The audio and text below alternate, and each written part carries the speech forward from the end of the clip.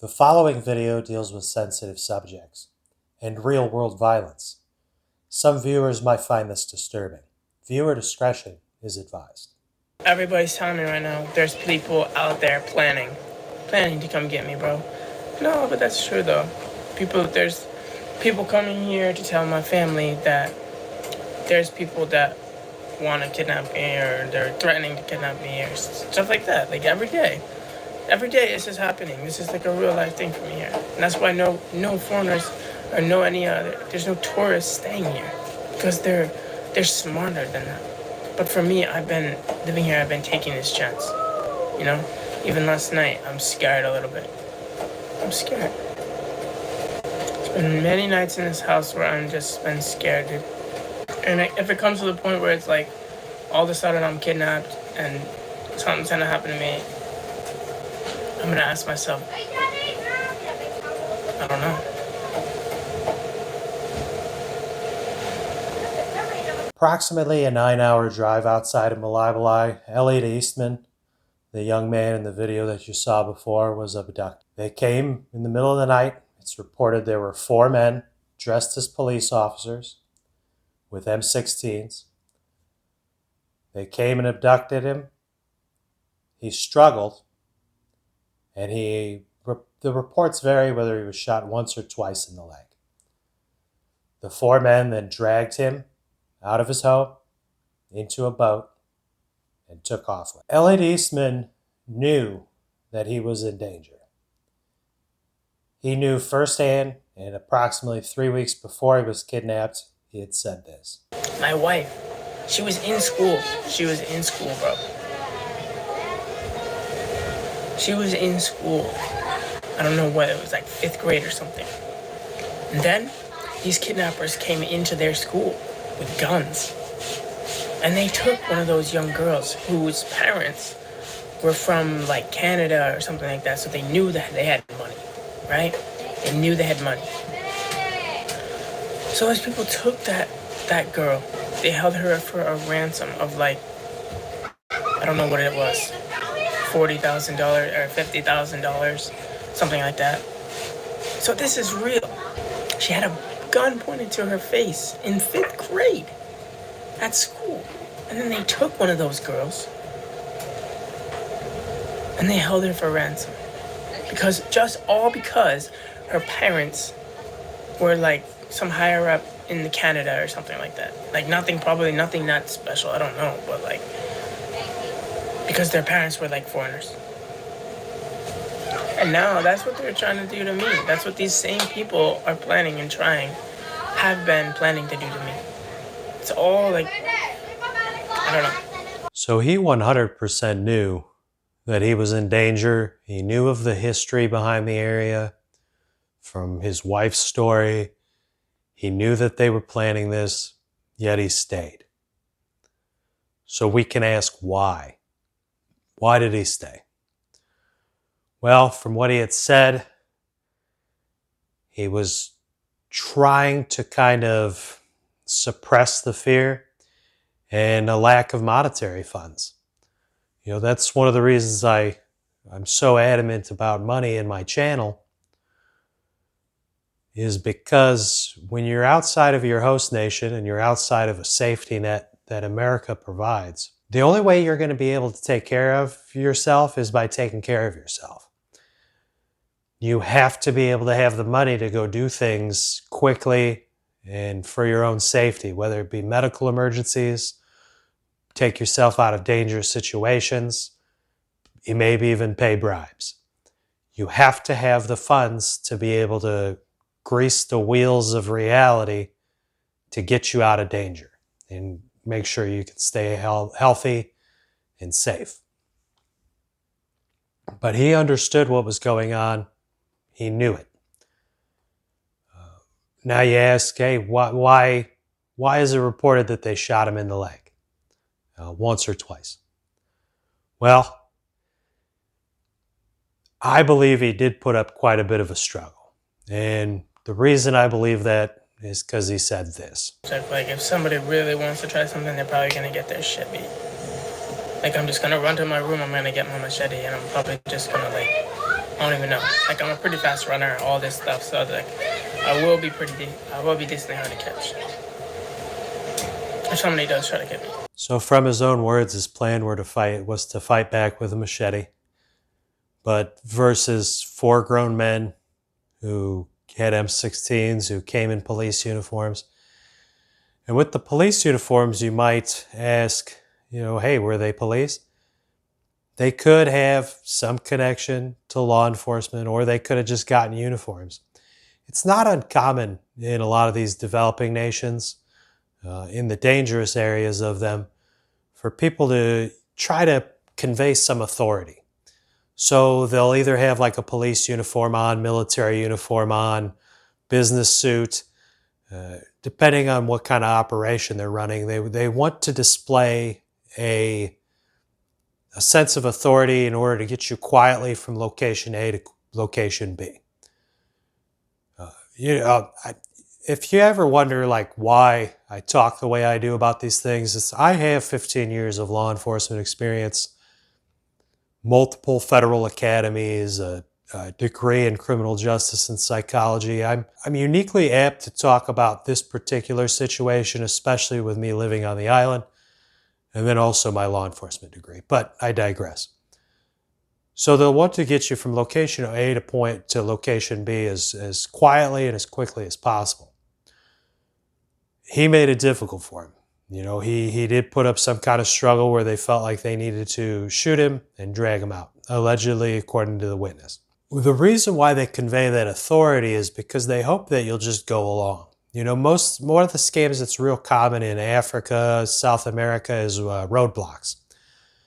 So you have guys dress up in military, paramilitary, police gear, and they'll do roadblocks. So when you come through, if you have a bus, they'll come in, they'll rob the whole bus, they'll take everyone's stuff.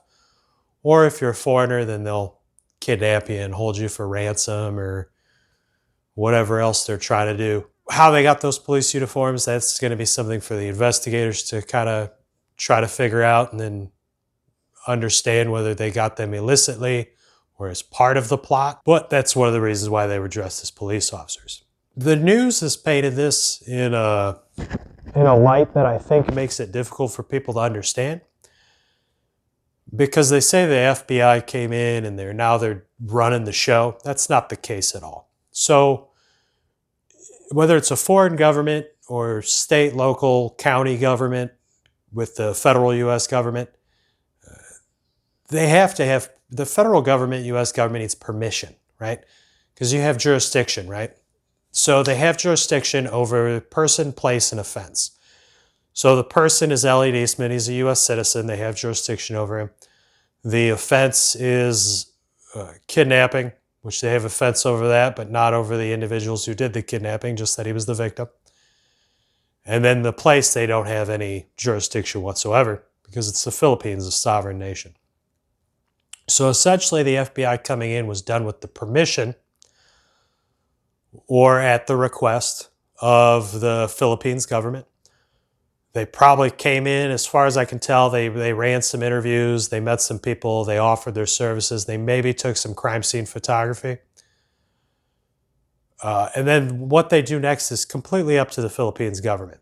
So if the Philippines government wants, they basically went in with a list and said, hey, if you want, we can tap these phones, we can run interviews, we can get you manpower to do all these things, we can get you satellite footage, we can station some boats out here, or even just when they go do the raid on wherever these individuals are, they will offer that.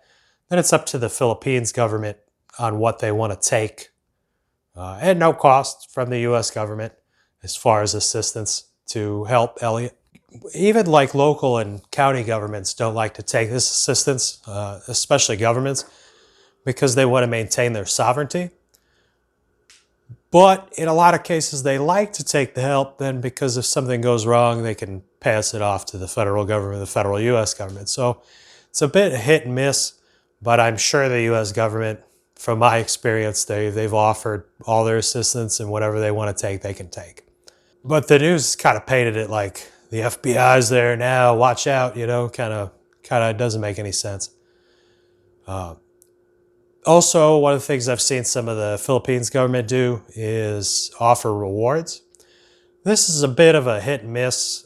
It's usually good because if somebody was involved anyways, they don't get the reward, right? So if somebody's part of the plot, they're not going to get it. But basically somebody's sister could snitch on them, but they've already got all the information. So it doesn't make a lot of sense to me because you heard from the videos, they were having people come to his house. He said every day, telling them, hey, these people want to kidnap you. So the wife knows exactly who's involved. And the wife knows who told her who was involved. And the wife, everyone knows. So unless they're not snitching and they're keeping their mouth shut, which is a pretty shady thing to do if it was the wife, and I'm not saying that she did, I'm just saying if, the reward is pretty much just, I don't know, it doesn't make sense because they should have all the information based on what he said from his videos. The big problem comes with finding locations. So they should know who's involved. They should know almost everyone involved, or at least the key figures. So now it's figuring out the point they're at. So if these individuals have really any kind of electronic device that would be on them. The issue with the Philippines is they have these large families and it's highly community oriented. So essentially, if you were to take somebody, you can go get lost out in the jungle or at uncle's house, great uncle's house, some nephew's house, who's also in on the plot, and stay hidden. Also, if they go way out in the jungle into tents, they're not going to come out like you would think an American would. Because Americans have certain adaptations to our quality of life, where living in the jungle for a long period of time would be a huge problem for us. Them, it's not too much of a variance. Coming from a poor provincial town in the Philippines that has no tourism money coming in, no real industry, they're going to be able to stay out in the jungle for long periods of time.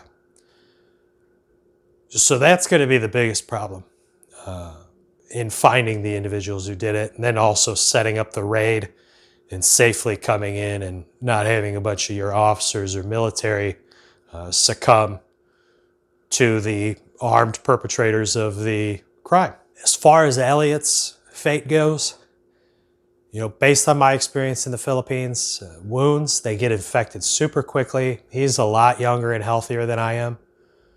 So, hopefully he's got that going for him, but odds are they did not have some of the Instaclot mix used for gunshot wounds. They did not have the first aid kit and treated him right away. Odds are it's probably not looking good. I'm just hoping that the shots that were reported were grazing wounds, that they weren't disabling wounds that can become infected or lose a lot of blood. It's not looking good so far, and the fact that not a lot of progress has been made in the news is also a little concerning. I would hope that within 4 or 5 days from the beginning of the incident, they could set up a raid and infiltrate the perpetrators of this crime. And right now we're moving towards those kind of last days of when this should be taking place. I will be doing some more videos on this. I'm still doing my open source investigations as far as what led up to it, how it took place, everything of that nature. But I want to do this update for you because I really do feel like the other channels covering this and the news, they're not able to give you the same knowledge base that I have. So keep Elliot in your thoughts and prayers, and hopefully I'll see you safely later down the path.